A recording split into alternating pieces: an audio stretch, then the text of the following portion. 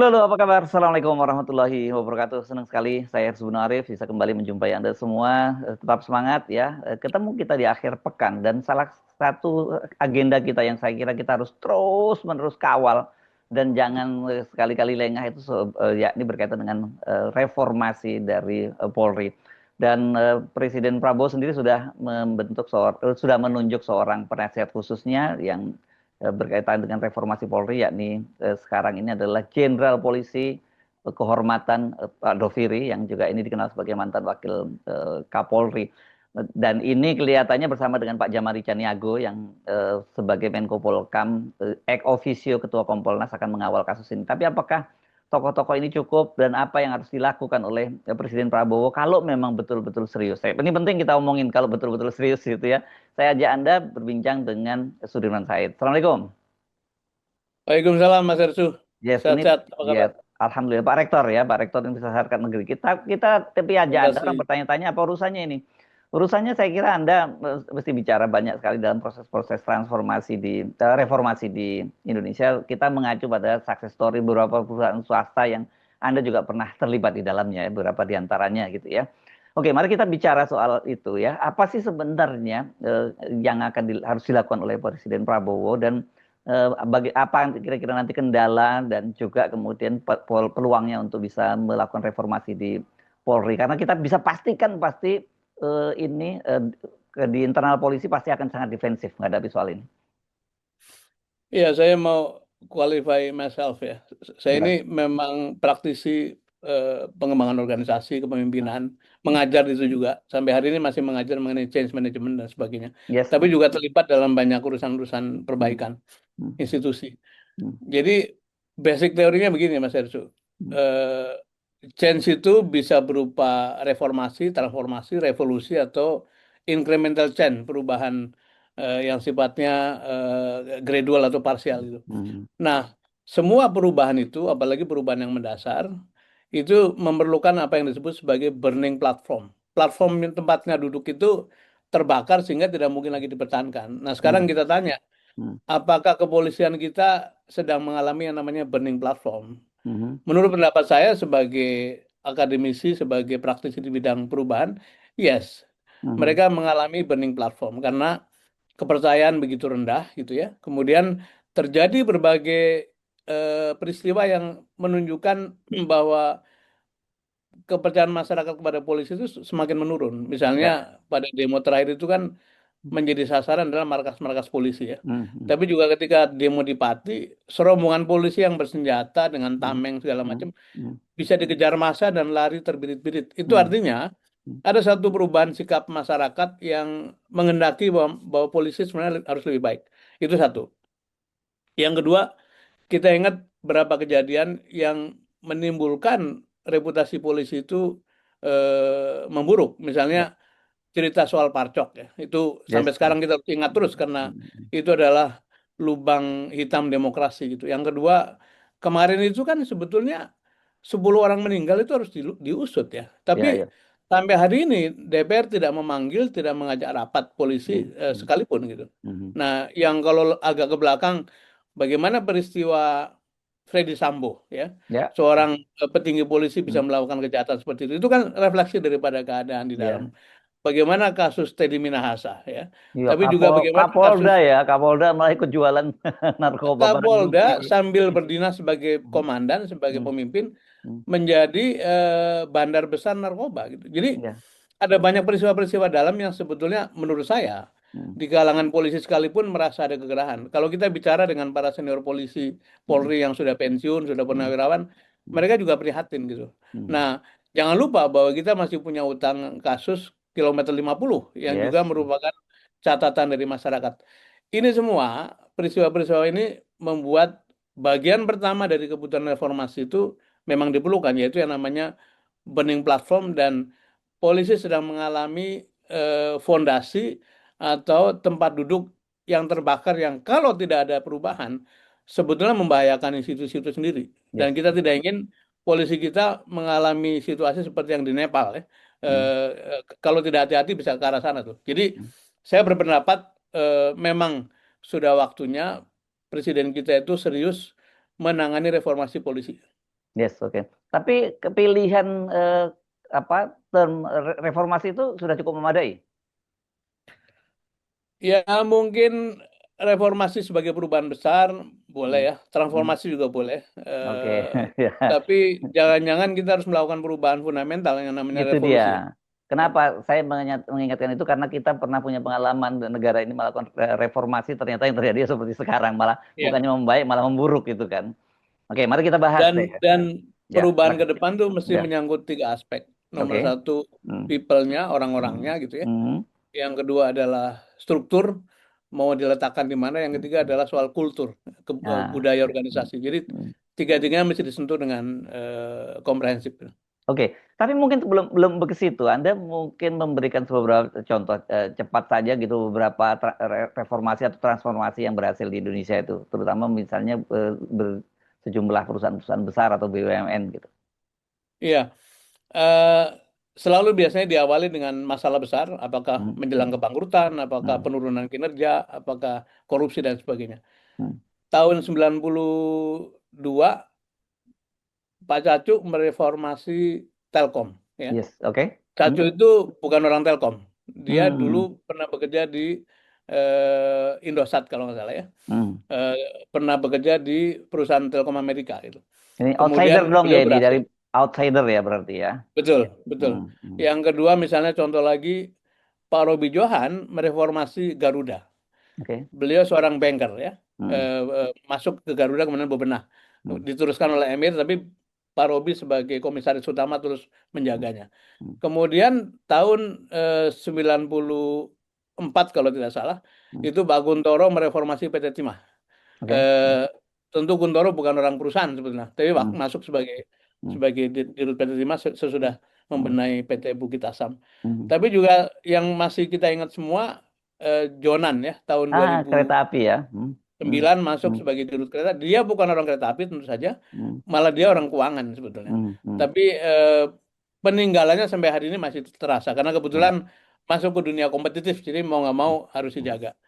Tapi juga Pak Robi yang mendirikan atau yang men-setup awal Bank Mandiri bersama Hmm. dengan Pak Mari Muhammad. Hmm. Itu juga dua-duanya orang luar sebetulnya. Hmm. Memang Pak Robi seorang banker, tapi Ruby Johan bukan orang BUMN. Nah, Hmm. orang-orang baru itu, orang-orang luar itu membawa kultur baru dan tidak punya keterikatan pada suasana di dalam. Hmm. Itu Hmm. itu Hmm. kuncinya. Hmm. Tapi ada contoh yang menarik, namanya Ari Sumarno, tahun 95-96 mulai Hmm. membenahi Pertamina, berhasil pada waktu itu memperbaiki pom bensin, memperbaiki supply chain dan sebagainya. Tapi kemudian oleh proses politik tidak berlanjut. Eh, nah, apa pelajaran dari ini semua? Nomor satu, munculnya perspektif baru dalam organisasi itu. Yang kedua, dukungan dari top leader supaya Hmm. Hmm. suasana perubahan itu dijaga gitu. Presiden Nah, dalam hal contoh ini yang gagal Anda maksud ya? ya. Hmm. Jadi ada insider Hmm. yang extraordinary tadi seperti Ari Sumarno, tapi kebanyakan datang dari outsider. Hmm. Nah, pelajaran lain adalah top leadernya atau yang jagain di atasnya itu mesti komit. Ini Hmm. contoh gagalnya kan di KPK kan. KPK. KPK Ya. pada waktu di reform Hmm. mengenai korupsi kita berhasil dalam beberapa periode. Tapi begitu pemimpin tertingginya tidak komit, Hmm. KPK-nya ambruk seperti ini. Jadi Hmm. dua kombinasi, nomor satu pemimpinnya Hmm. sebaiknya punya pandangan luas, tidak terikat pada praktek-praktek di dalam yang Hmm. selama ini berjalan. Kemudian yang kedua adalah support atau komitmen dari pemimpin tertingginya. Dalam Ya, hal ini polisi saya kira membutuhkan dua itulah. ya, tapi kan dalam kasus polisi ini menarik ya kalau Anda bandingkan dengan yang success story tadi itu, walaupun belakangan juga mungkin karena pengelolaannya jadi salah lagi. Iya. Berkaitan dengan outsider atau insider. Karena Hmm. bagaimanapun juga kalau polisi ini kan korps ya, dia punya esprit de corps, punya jenjang kepangkatan dan sebagainya. Itu saya kira mungkin akan jadi satu kendala juga ketika kita bicara soal, wah ini kalau polisi mestinya harus masuk orang dari luar supaya dibersihkan sekaligus atau pilihannya kita insider tapi extraordinary. Apakah ada itu pertanyaannya di kepolisian orang-orang seperti itu? Pertama, selalu ada manusia-manusia yang tidak terduga. Itu Ah, oke. hukum alam di mana-mana Ya. muncul Hmm. gitu ya. Hmm. Yang kedua, kita pernah punya contoh kasus yang sangat berani, Hmm. yaitu pada tahun 1994, Pak Harto saking jengkelnya pada instansi Hmm. bea cukai, Hmm. kemudian bea cukai dibekukan, diserahkan pada SGS, lembaga survei waktu itu gitu. Masih ingat Hmm. ya? Ya, ya, Itu ya, ya, betul, saya betul, betul. masih baru selesai kuliah di Hmm. STAN itu. Hmm. Itu satu fenomena yang sangat menarik. Para pejabatnya kemudian di-grounded, yang Hmm. dianggap korup, kemudian Hmm. muncul kultur baru. Meskipun Hmm. kembali selalu ada siklus. Hmm. Begitu diperbaiki, enak, nyaman, Hmm. punya power besar, kemudian muncul lagi Hmm. praktek-praktek Hmm. praktek-praktek seperti yang dulu pernah dibersihkan. Jadi siklus ini mungkin mesti dialami oleh polisi, dan saya tidak tahu apakah presiden punya apa ya, punya komitmen begitu kuat. Kalau Hmm. cerita dramatis lain adalah bagaimana polisi Kolombia Hmm. membangun satu pusat pendidikan khusus untuk meringkus Ah, gembong narkoba Pablo ya. Escobar. Iya, iya, Escobar. Pablo Escobar ya. Dan waktu itu dibuat satu pendidikan khusus, betul-betul disiapkan untuk itu, Hmm. dibuat steril, dilokalisir di satu tempat, kemudian Hmm. muncul kultur baru di dalam Hmm. Hmm. kepolisian Kolombia. Menurut saya, hari-hari ini kita membutuhkan inovasi semacam itu. Hmm. Dengan kepala dingin saja bahwa kita butuh polisi yang kuat, polisi yang kredibel, Hmm. polisi yang dipercaya masyarakat, polisi yang melindungi dan mengayomi.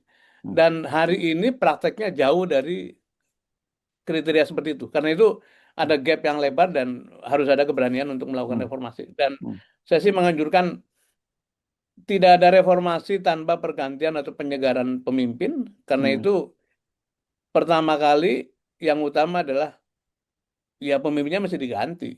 Hmm. Ya, Dan ya, ya. kalau perlu yang bersangkutan mundur supaya memberi kesempatan Hmm. pada penataan-penataan. Hmm. Kita kan sering mengalami itu, Mas. Hmm. Lagi kena perkara gitu, Hmm. kemudian yang bersangkutan dinonaktifkan supaya yang beres-beres itu Ya. punya Hmm. keleluasaan. Dan menurut saya Hmm. ini waktu yang baik untuk mengingatkan pengurus negara, Hmm. Presiden, Kapolri, Menko Polkam yang baru ini untuk Hmm. betul-betul serius memberi perhatian pada perbaikan kualitas maupun reputasi instansi kepolisian. Ya, oke. Jadi ini betul-betul yang Pak, menurut saya, kalau saya bisa simpulkan sebenarnya dalam situasi sekarang ini niat yang sangat serius justru dari top leader dong harusnya yang diperlukan sekarang ini ya. Betul sekali. Dan niat kemudian dilakukan tindakan-tindakan, keputusan-keputusan, tapi kemudian setelah tindakan itu terjadi harus terus dilindungi. Hmm. Kadang-kadang tidak tahan. Misalnya gini, Ah. ini pengalaman pribadi ya. Hmm. Hmm. Pada waktu awal saya duduk sebagai menteri itu kan janji untuk membereskan mafia begitu kuat kan. Ya. Hmm. Kita kerjakan dan Hmm. berhasil itu diselesaikan.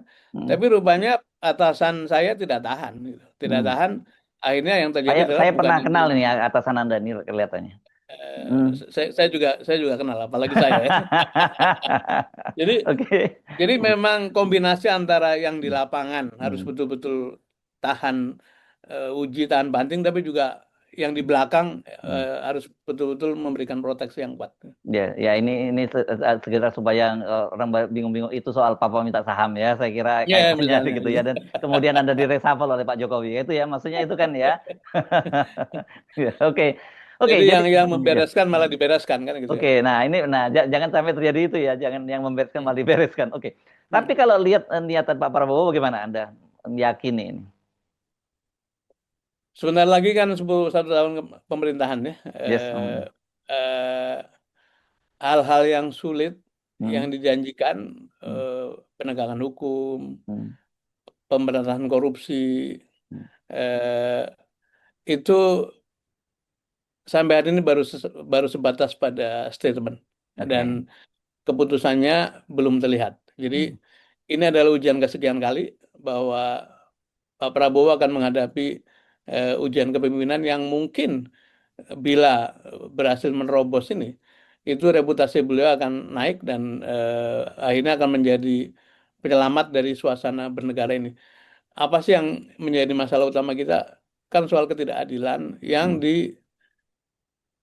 ditimbulkan oleh Hmm. tidak tegaknya hukum dan korupsi gitu. Dan Ya. aparat-aparat penegak hukum termasuk kepolisian Hmm. merupakan salah satu yang menjadi perhatian masyarakat. Dan Oke. menurut saya akan menjadi poin besar bila masalah ini diselesaikan.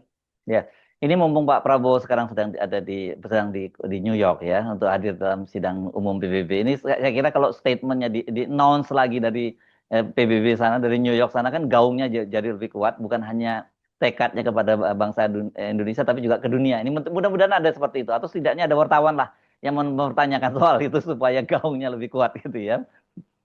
Ya, siapa tahu kan beliau berangkat meninggalkan PR ya. Ya. Katanya Hmm. eh, Kepres mengenai tim reformasi sedang disiapkan, Yes. orang-orang yang sedang Hmm. dibicarakan gitu, dan Hmm. kita berharap muncul figur-figur yang kredibel, yang dipercaya publik, yang memahami situasi polisi, tapi juga memahami best practice bagaimana instansi Ya. kepolisian mesti dikelola. Dan Ya.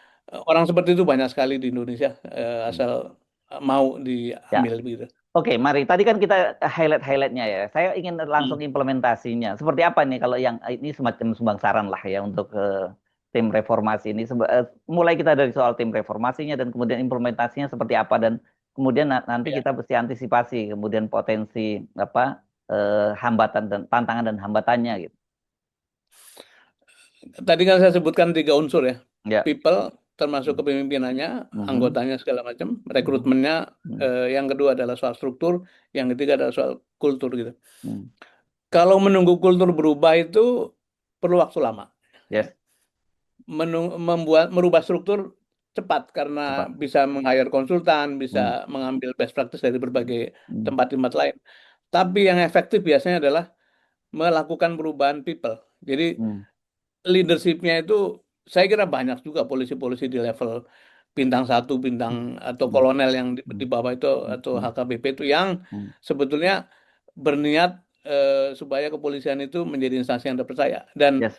barangkali istilahnya itu potong generasi itu sesuatu yang bisa dilakukan untuk Hmm. mencari bibit terbaik yang masih belum terlalu terkontaminasi dengan urusan-urusan politik maupun urusan-urusan korupsi dan sebagainya lagi. Itu saya kira banyak. Tapi menurut saya tidak ada salahnya. Kan bukankah dalam fungsi-fungsi kepolisian tidak seluruhnya berkaitan sama kriminal atau kejahatan, Ya. tapi juga ada yang berkaitan dengan manajemen, Hmm. berkaitan sama SDM, Hmm. berkaitan dengan teknologi. Nah, orang-orang itu tidak harus dari anggota kepolisian. Hmm. Ambil aja dari luar. Sama seperti saya sering mengumpamakan, kalau kita punya gelas isinya air putih, kemudian dituang air putih lagi, itu tidak akan berubah apa-apa, hanya Hmm. luber saja gitu. Hmm. Tapi kalau kita punya segelas air putih, kita masukkan CDR atau redoxon atau sesuatu yang punya makna vitamin, warnanya berubah, khasiatnya juga berubah gitu. Hmm. Jadi kalau kita ingin merubah satu institusi yang dimasuki unsur yang sama terus-menerus, itu berlaku hukumnya Einstein itu. Hmm. Kalau kita melakukan hal yang sama terus-menerus mengharapkan hasil berbeda, Hmm. itu sama dengan orang tidak waras gitu. Jadi Hmm. menurut saya kita mesti punya keberanian mendorong semuanya, mendorong para pengurus negara dari mulai eksekutif, yudikatif sampai legislatif untuk membuka kemungkinan memasukkan unsur-unsur luar sebanyak mungkin, Hmm. sepanjang itu memang dimungkinkan secara kelembagaan maupun secara hukum, untuk mewarnai instansi kepolisian ke depan. Itu dari segi Ya. people. Ya. Ya. Dari segi struktur barangkali kita harus mulai memikirkan bahwa instansi kepolisian itu apakah betul memang sudah pas dikelola secara sentralistik gitu ya. Jadi ada Hmm. Mabes yang besar sekali, Hmm. kemudian mulai Kapolres dikelilingkan ke mana-mana. Akibatnya apa Mas Hersu? Di daerah itu begitu Kapolres duduk, itu bukan mikiri bagaimana serving warga setempat, tapi Hmm. bagaimana menyiapkan diri untuk pindah ke tempat baru yang lebih menjanjikan secara karir gitu. Jadi Hmm. berbeda dengan kepolisian di negara maju itu kan adanya Los Angeles Police Department, Yes. Hmm. Chicago Police Hmm. Department, Hmm. Tokyo Hmm. Police gitu ya. Hmm. Jadi polisi itu sifatnya lokal karena memang dia masih dekat dengan masyarakat. Nah, kalau Hmm. pimpinan Polri berpindah-pindah seluruh Indonesia gitu, Hmm. itu tidak mungkin akan ada kedekatan dengan masyarakat. Akhirnya menjadi suatu birokrasi yang makin jauh tercerabut dari masyarakat yang mestinya dilindungi. Jadi eh, secara struktur barangkali perlu ada pengkajian ulang Hmm. gitu. Nah, Ya. secara kultur mungkin perlu diingatkan terus-menerus, dan sekarang saya kira momentumnya baik karena di antara gelombang demo kemarin itu kan ada kesadaran kami ini pembayar pajak Hmm. masyarakat. Kalian Oh. semua adalah orang yang Ini kita kultur gaji eksternal nanti. dong ya. Ini kultur Betul. eksternal yang memberikan Ya, pressure ke dalam gitu ya. ya. Hmm. Nah, kultur eksternal memberikan pressure itu akan membuat perilaku berubah. Contoh nih, Mm-mm.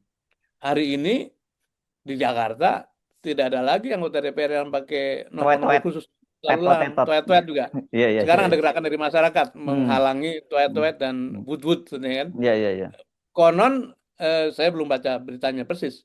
Hmm. Katanya kepolisian sudah mengeluarkan pembekuan Betul. strobo gitu ya. Sudah Nah dibekukan sementara ini ya. itu contoh bahwa sebetulnya kalau pressure kuat di Hmm. dalam juga bisa berubah. Nah kalau Ah. ini terus kita gelorakan lewat Hmm. media-media seperti Mas Elvi ini, menurut saya sih Hmm. akan ketemu momentum bahwa pada waktunya masyarakat akan mengalami sadar akan haknya, tapi juga yang di dalam struktur para pengurus negara ini Hmm. juga menyadari bahwa mereka adalah orang upahan, orang gajian Hmm. yang diberi mandat oleh rakyat, si pembayar pajak itu. Hmm. Interaksi ini mau nggak mau akan merubah positioning dari para pengurus negara kepada masyarakat. Hmm. Begitupun cara masyarakat melihat para pengurus negara. Itu akan lebih Hmm. equal, bahkan mungkin akan mengatakan, kamu jangan macam-macam karena Hmm. kami adalah pemilik kedaulatan yang membayarimu untuk mengurus negara gitu. Ya kalau dalam kasus Indonesia kelihatannya pressure dari eksternal tuh ya budaya yang bisa kita bangun baru itu ya. Ya selalu ada guyonan no viral, no policy gitu kan, No no justice. justice gitu. Yes, ya, ya. Eh, Hmm. tapi itulah esensi demokrasi kan. Hmm. Masyarakatnya makin cerdas, Hmm. makin sadar akan haknya, akan Ya.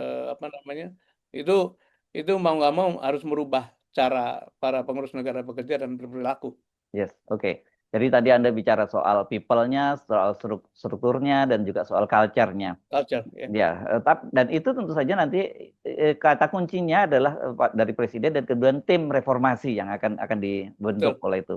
Kalau Ya. janjinya Pak Yusril sih kemarin beberapa hari yang lalu 1 2 hari, artinya sekarang molor Pak Prabowo masih akan ada di luar negeri. Kita masih belum tahu seperti apa gambarannya. Tapi saya tadi kan menyebut ada dua figur yang sudah ditunjuk oleh Pak Prabowo. Satu Menko Polkam yang itu adalah ex officio Ketua Kompolnas gitu. Oke. Yang kedua adalah penasihat khusus Presiden berkait dengan Ya. reformasi Pak Doviri gitu. Nah, kalau kemudian ini kan mereka ini nanti ex officio di tim reformasi ya. Saya membayangkan seperti itu. Apakah mereka yang menjadi ketuanya kita belum tahu. Nah, kalau di dalam tim reformasinya sendiri seperti apa yang Anda bayangkan? Kita belajar dari cerita sukses BUMN besar tadi ya. Yes. Selalu ada pertalian antara orang yang masuk ke dalam dari luar tadi Mhm. sama satu advisory group di luar gitu. Ya. Eh, Pak Kuntoro punya tim penasehat, Pak Hmm. Cacu punya tim penasehat, Pak Mhm. Mari, Pak Robi Johan punya tim penasehat, sampai Jonan saya kira juga punya tim penasehat. Jadi harus ada satu advisory group yang kredibel, yang kalau bicara ke publik itu dipercaya. Hmm. Tapi juga dengan kepercayaan itu ke dalam juga akan didengar gitu. Itu satu. Ya. Jadi perlu dibentuk satu advisory group Hmm. yang isinya tokoh-tokoh kredibel, tokoh-tokoh yang dipercaya publik, Hmm. kemudian didengar oleh di dalam. Yang Hmm. kedua, harus ada kepemimpinan di dalam yang juga kuat.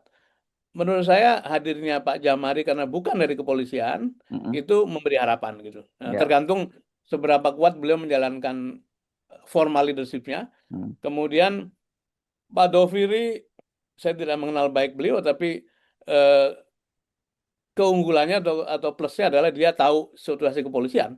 Kalau Hmm. diberi mandat presiden didukung oleh Hmm. satu komitmen yang kuat, mungkin beliau bisa memberikan satu ide-ide bagaimana menata kepolisian. Karena sebetulnya kalau kita ngobrol sama para perwira yang istilahnya itu komitmennya masih baik untuk publik, itu mereka juga punya ide-ide bagus kok. Dan Hmm. begitu terlihat bahwa tim reformasi atau transformasi ini akan betul-betul sukses, artinya membawa perubahan, menurut saya akan makin banyak anggota polisi yang ikut. Karena hukumnya begini, Mas. Ya. Dalam setiap komunitas itu ada yang ekstrim kanan progresif gitu ya. Katakanlah 5 sampai 7%. Tapi ada juga ekstrim kiri yang betul-betul status quo-nya Hmm. gila-gilaan. Hmm. Mau diapain juga nggak mau berubah. Tapi yang di tengah itu namanya silent majority. Hmm. Jadi seorang teman mengistilahkannya itu yang betul-betul progresif ingin berubah, sebutlah kelompok para malaikat ini, Hmm. yang mau status quo nggak mau berubah sama sekali, kelompok iblis ya. Mhm. Yang di tengah sebetulnya adalah kelompok bebek. Nah, dalam setiap perubahan besar, Mhm. begitu ada tanda-tanda bahwa malaikat akan menang, Mhm. maka bebek-bebek itu akan ikut ke kanan. Mhm. Dan yang diperlukan polisi atau instansi apapun yang sedang berubah adalah tanda-tanda bahwa reformasi akan menang, akan ada pembenahan, yang tidak Mhm. ikut akan ketinggalan. Itu memerlukan satu komitmen luar dalam, tapi juga dari atas. Dalam hal ini karena polisi lapor kepada presiden, ya presidennya mesti menunjukkan itu. Mhm. Nah, kalau kombinasi ketiganya itu muncul, dukungan top leader, Mhm. kemudian ada advisory group yang kredibel, ada kepemimpinan yang efektif di dalam, itu agenda-agenda perubahan akan menjadi hal yang memulihkan kepercayaan masyarakat. Ya. Oke, nah tapi tentu saja malaikat-malaikat itu tadi eh, yang Anda bayangkan itu harus dari luar dan juga dari dalam gitu ya.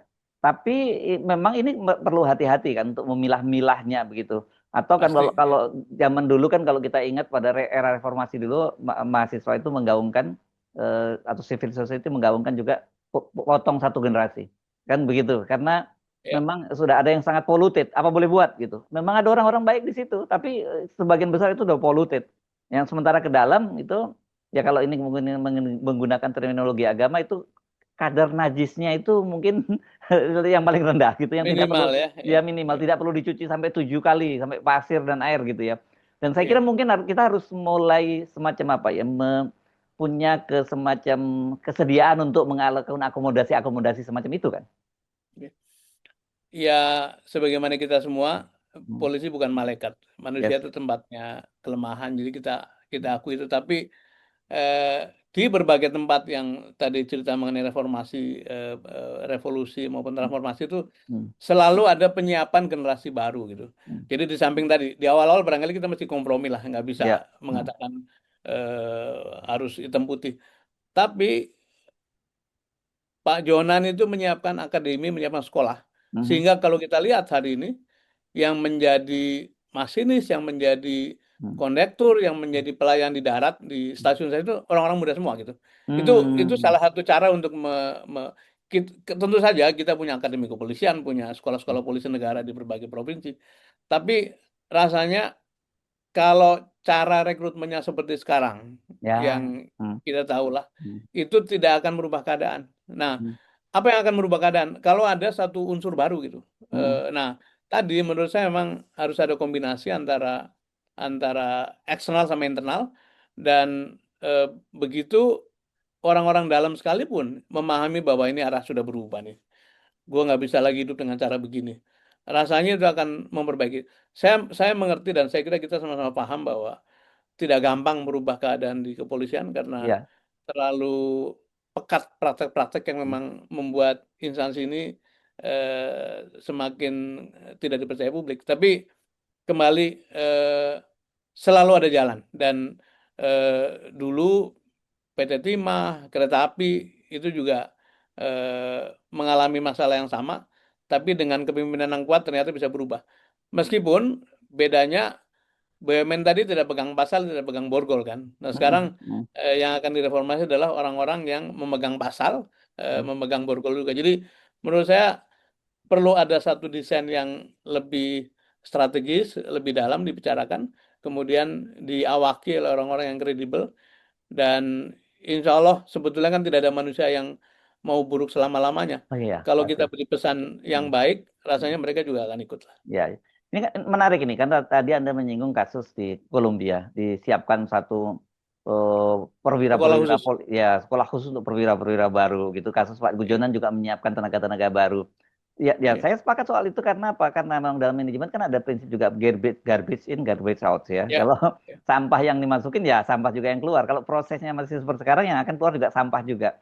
Jadi saya kira itu salah satu rekomendasi juga untuk disiapkan gitu generasi baru di TNI ini tentu di Polri yang ini tentu untuk jangka panjang.